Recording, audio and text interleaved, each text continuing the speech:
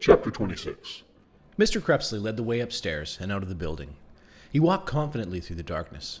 I thought I could see a bit better than I could when coming in, but that might have been just because my eyes were used to the dark, not because of the vampire blood in my veins.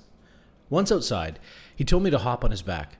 "Keep your arms wrapped around my neck," he said. "Do not let go or make any sudden movements." As I was getting up, I looked down and saw he was wearing slippers. I thought it was strange, but didn't say anything. When I was on his back, he started running. I didn't notice anything at first, but soon began to realize how fast buildings were zipping by. Mr. Crepsley's legs didn't seem to be moving that quickly. Instead, it was as if the world was moving faster and we were slipping past it. We reached the hospital in a couple of minutes. Normally it would have taken 20 minutes, and that was if you sprinted all the way. "How did you do that?" I asked, sliding down. "Speed is relative," he said, tugging his red cloak tight around his shoulders, pulling back into the shadows so he could not be seen. And that was all the answer he gave me. "Which room is your friend in?" he asked. I told him Steve's room number. He looked up, counting windows, then nodded and told me to hop back onto his back. When I was in position, he walked over to the wall, took off his slippers, and laid his fingers and toes against the wall. Then he shoved his nails forward into the brick. He muttered. "It is crumbly, but it will hold us. Do not panic if we slip. I know how to land on my feet. It takes a very long fall to kill a vampire." He climbed up the wall, digging his nails in, moving a hand forward, then a foot, then the other hand and foot, one after the other. He moved quickly, and within moments we were at Steve's window, crouching on the ledge, gazing in. I wasn't sure of the time, but it was very late. Nobody was in the room except for Steve. Mr. Crepsley tried the window. It was locked. He laid the fingers of one hand beside the glass covering the latch, then clicked the fingers of his other hand. The latch sprang open. He shoved the window up and stepped inside. I got down from his back. While he checked the door, I examined Steve. His breathing was more ragged than it had been, and there were new tubes all over his body, hooked up to that menacing-looking machine. "The poison has worked rapidly," Mr. Crepsley said, gazing down at him over my shoulder. "We might be too late to save him." I felt my insides turn to ice at his words. Mr. Crepsley bent over and rolled up one of Steve's eyelids. For a long few seconds, he stared at the eyeball and held Steve's right wrist. Finally, he grunted. "We are in time," he said, and I felt my heart lifting. "But it's a good thing you did not wait any longer. A few more hours, and he would have been a goner." "Just get on with it and cure him," I snapped, not wanting to know how close to death my best friend had come. Mr. Crepsley reached inside one of his many pockets and produced a small glass vial. He turned on the bedside lamp and held the bottle up to the light to examine the serum. "I must be careful," he told me. "This antidote is almost as lethal as a poison. A couple of drops too many and—" He didn't need to finish. He tilted Steve's head back to one side and told me to hold it that way. He leaned one of his nails against the flesh of Steve's neck and made a small cut. Blood oozed out. He stuck his finger over it, then removed the cork of the bottle with his other hand. He lifted the vial to his mouth and prepared to drink. "What are you doing?" I asked. "It must be passed on by mouth," he said. "A doctor could inject it, but I do not know about needles and the like." "Is that safe?" I asked. "Won't you pass on germs?"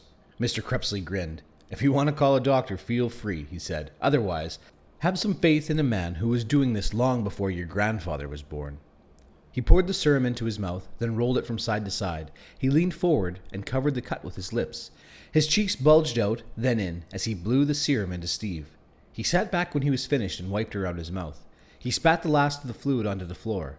"I am always afraid of swallowing that stuff by accident," he said. "One of these nights I am going to take a course and learn how to do this the easy way." I was about to reply, but then Steve moved. His neck flexed, then his head, then his shoulders. His arms twitched and his legs started to jerk. His face creased up, and he began to moan. "What's happening?" I asked, afraid that something had gone wrong. "It's all right," Mr. Crepsley said, putting away the bottle. "He was on the brink of death. The journey back is never a pleasant one. He will be in pain for some time, but he will live." "Will there be any side effects?" I asked. "He won't be paralyzed from the waist down or anything?" "No," Mr. Crepsley said. "He will be fine. He will feel a bit stiff and will catch colds very easily, but otherwise he will be the same as he was before." Steve's eyes shot open suddenly and focused on me and Mr. Crepsley. A puzzled look swept across his face and he tried speaking, but his mouth wouldn't work, and then his eyes went blank and closed again. "Steve?" I called, shaking him. "Steve!" "That is going to happen a lot," Mr. Crepsley said. "He will be slipping in and out of consciousness all the night. By morning he should be awake, and by afternoon he will be sitting up and asking for dinner." "Come," he said. "Let us go." "I want to stick around a while longer to make sure he recovers," I replied. "You mean you want to make sure I have not tricked you?" Mr. Crepsley laughed. We will come back tomorrow, and you will see that he is fine. We really must go now. If we stay any... All of a sudden, the door opened and a nurse walked in. "What's going on here?" she shouted, stunned to see us. "Who the hell are..." Mr. Crepsley reacted quickly, grabbing Steve's bed covers and throwing them over the nurse. She fell down as she tried to remove the sheets, getting her hands stuck in the folds. "Come," Mr. Crepsley hissed, rushing to the window. "We have to leave immediately." I stared at the hand he was holding out, then at Steve, then at the nurse, then at the open door. Mr. Crepsley lowered his hand. "I see," he said in a bleak voice. "You are going to go back on our deal."